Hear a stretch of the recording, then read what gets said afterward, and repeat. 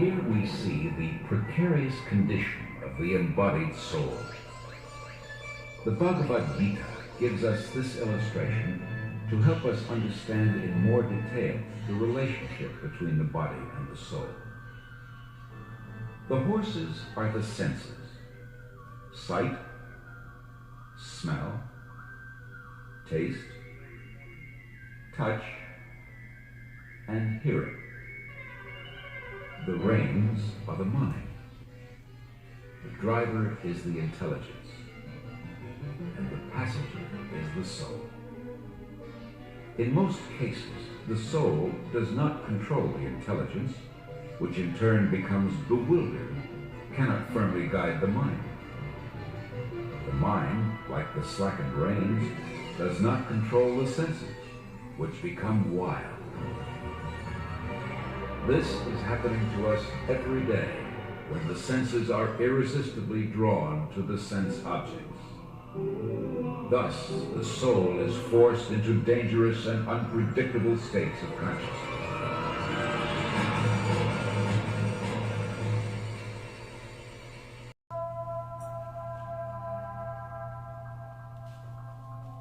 Man can control his destiny. As a spiritual being, he can choose, by the expression of his free will, his path of life.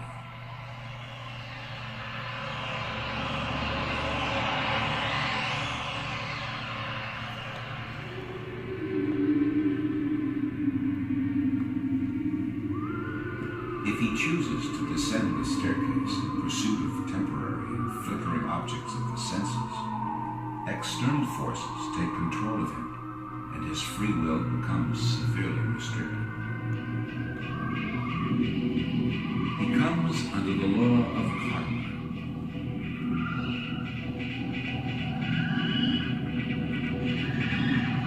Karma is the subtle but stringent law of action and reaction, which operates even in the realm of consciousness.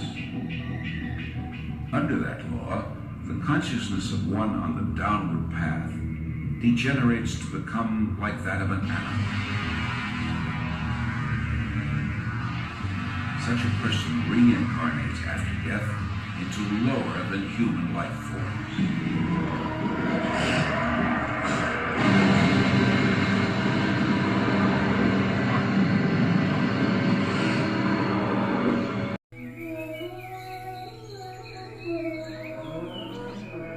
Ordinarily, we see all around us many diverse forms of life.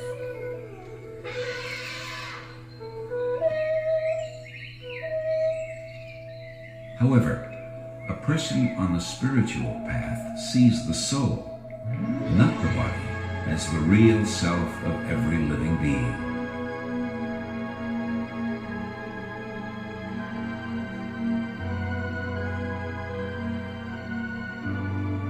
The soul, which is by nature full of bliss and knowledge, is an emanation from the Supreme Soul.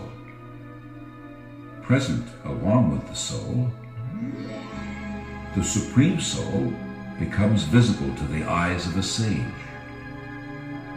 This higher perception was exemplified and taught by all seers of the truth, such as Moses, Buddha, Christ, and Mohammed.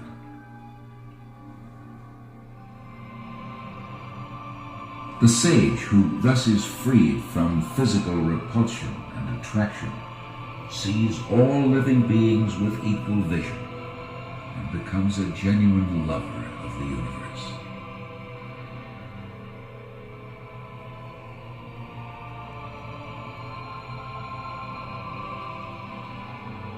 Who is that Supreme Soul who is within all creatures as the indwelling guide, witness, maintainer, and ultimate friend? Who is that who is situated within all things, and yet everything resides in him?